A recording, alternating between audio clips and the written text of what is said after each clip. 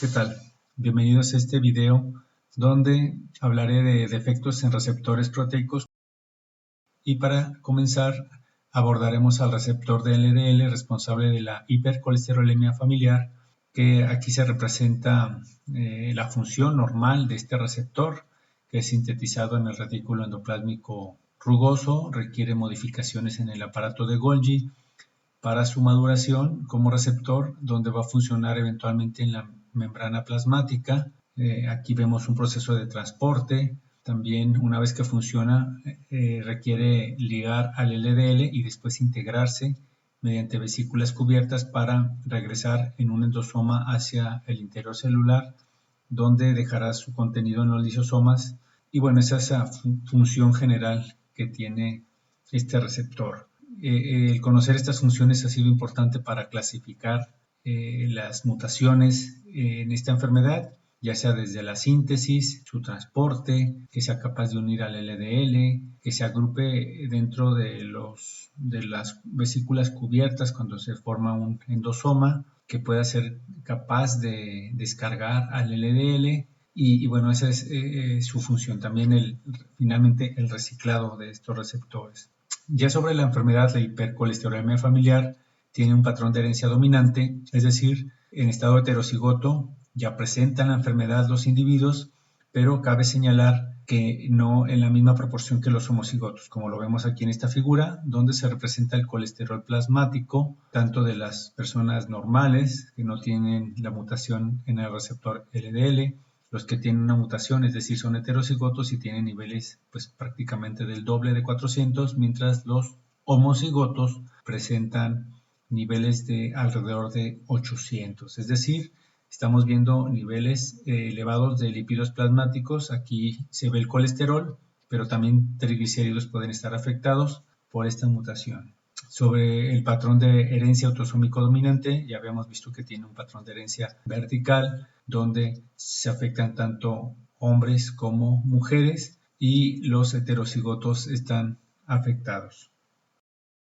Sobre las características clínicas de la hipercolesterolemia familiar, podemos ver que se presentan síntomas, que no es otra cosa que acumulación de grasas en la piel, específicamente en la epidermis, que se observan como está en la fotografía. Sin embargo, el problema principal es a nivel interno, en el sistema cardiovascular, donde la acumulación de grasas ocasiona también la formación de placas que derivan en una enfermedad coronaria a una edad más temprana de lo normal, principalmente en varones. Como vemos en esta tabla, a una edad de 30 años, el 5% ya habría tenido enfermedad coronaria en esta muestra que se resume en esta tabla. Incluso a los 70 años, el 100% habrían tenido enfermedad coronaria y habrían muerto el 80%. Esto es menos severo en mujeres, ya que simplemente analizando a la edad de 70 años, solamente el 75% habrían tenido la enfermedad coronaria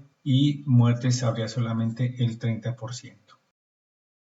Bueno, ahora pasaremos a otro tipo de proteína, también se encuentra en la membrana, pero su función ahora no es de receptor, sino de transporte transmembranal. Estamos hablando de la proteína CFTR, que significa regulador de conductancia transmembranal de la fibrosis quística, y su función es mantener un equilibrio del ion cloruro a través de la membrana de algunas células. ¿Qué es lo que pasa cuando no se realiza bien esta función como canal o para mantener este equilibrio?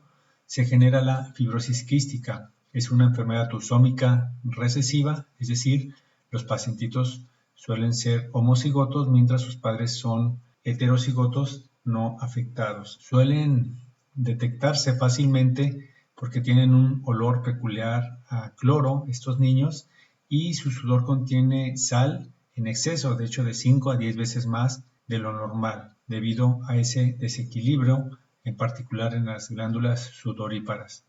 Pero bueno, de manera interna, el problema se da en los pulmones porque se genera un moco espeso y pegajoso en gran cantidad que suele bloquear los conductos respiratorios y propicia la proliferación de bacterias, es decir, que se generen infecciones. El segundo sistema afectado de manera importante es el aparato digestivo. donde el moco tapa el flujo de enzimas pancreáticas, las cuales tienen una función normal de facilitar la digestión. De hecho, en esta diapositiva se resumen las características principales de la fibrosis quística, como es un alto porcentaje de varones infértiles, la alteración en el flujo de cloruro, lo cual pues es lógico dada la función de esta proteína como un canal transmembranal, y esto en glándulas sudoríparas, linfocitos y el aparato respiratorio, que eventualmente puede llevar a una enfermedad pulmonar obstructiva crónica o EPOC, que ocasiona infecciones de manera recurrente y se relaciona con esas secreciones espesas que ya veíamos en la diapositiva anterior. Hay una digestión anormal por la deficiencia de enzimas pancreáticas que no llegan a realizar su función, como la lipasa, tripsina o quimiotripsina, y que originan la clasificación de la fibrosis quística como pancreático suficiente o pancreático insuficiente.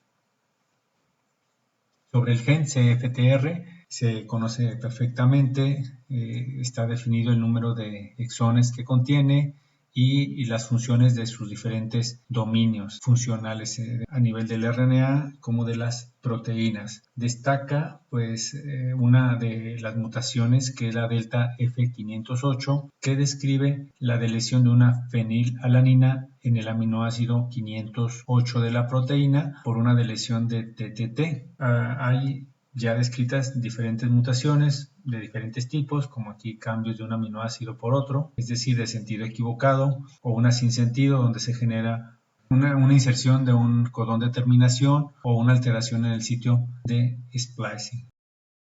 De hecho, ha servido esta mutación con alta prevalencia, principalmente en poblaciones caucásicas o europeas, ha permitido clasificar a los genotipos como homocigotos, heterocigotos y los que no la tienen, la delta F508, y se ha relacionado con el tipo de fibrosis quística. Es lógico que es más severa la pancreático insuficiente por estas alteraciones en la capacidad de digerir los alimentos, y cuando son homocigotos el 99% pues no puede tener digestiones normales por esta alteración en el páncreas.